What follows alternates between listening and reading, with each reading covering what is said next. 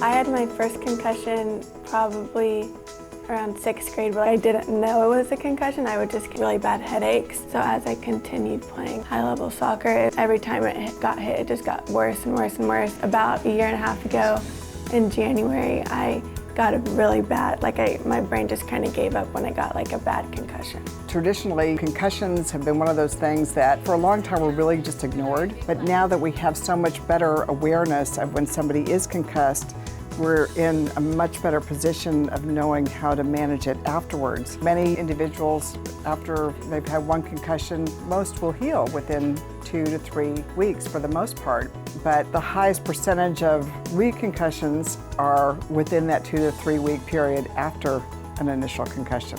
And with that second concussion, you can end up with some much bigger problems. I've been dancing pretty much my whole life. I started dancing competitively around 6th grade. As a result of getting dropped on my head all the time, I've suffered from chronic migraines for about 5 years. So I've been playing soccer for 11 years. I play center defense, which is just you kind of play right in front of the goalie. When she was coming out for a ball, she just didn't see me, and her hands came down on my head. I had headaches, nausea, dizziness, and my brain just felt really fatigued, I remember, and I was very tired. Our approach to concussion rehab is to look at everybody as an individual, because you see one concussion, you've seen one concussion. Everybody's different, and what may work for one person is not going to necessarily work for another. Universally, we start with the craniosacral therapy because it helps to calm down the central nervous system, relieve some of the fuzziness that is going on in their brains. You know, you come into therapy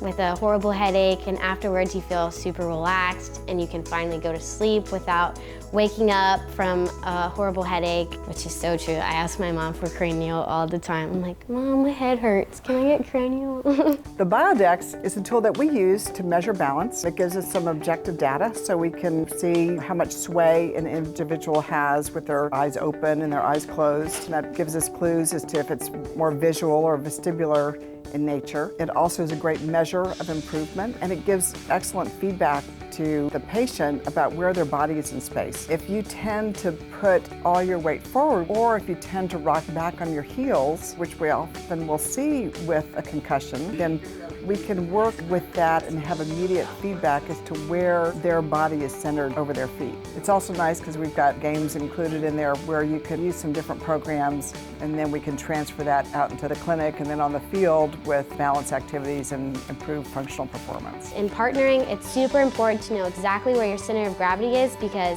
you know you're relying on another person to be holding you up, but you also need to make sure that your center of gravity is perfect to prevent you from falling or them dropping you.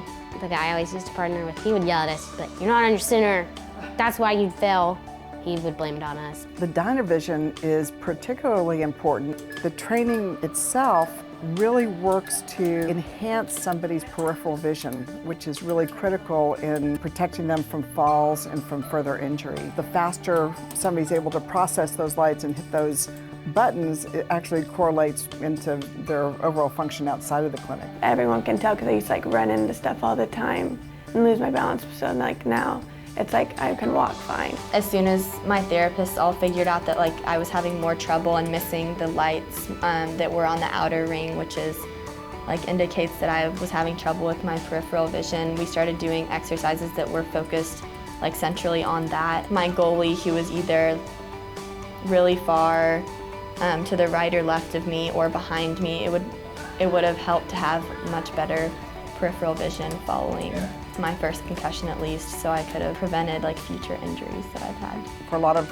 the kids that we see, they may have cognitive issues going on, so we can program in different words, equations, different complex tasks to do at the same time as they're working on the light board, and it really carries over to their everyday life. I have daily exercises that I've improved on. My reaction time has already improved, which will help me in soccer a lot also when I return. It helped me read, and now I can read, and I wasn't able to read for a year and a half.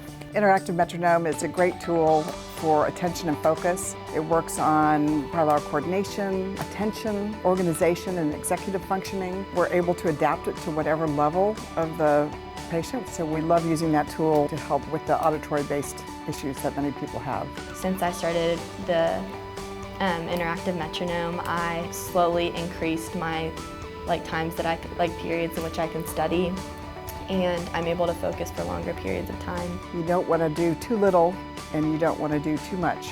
And there's a just right challenge and just right level of activity that you want to tap into for every patient.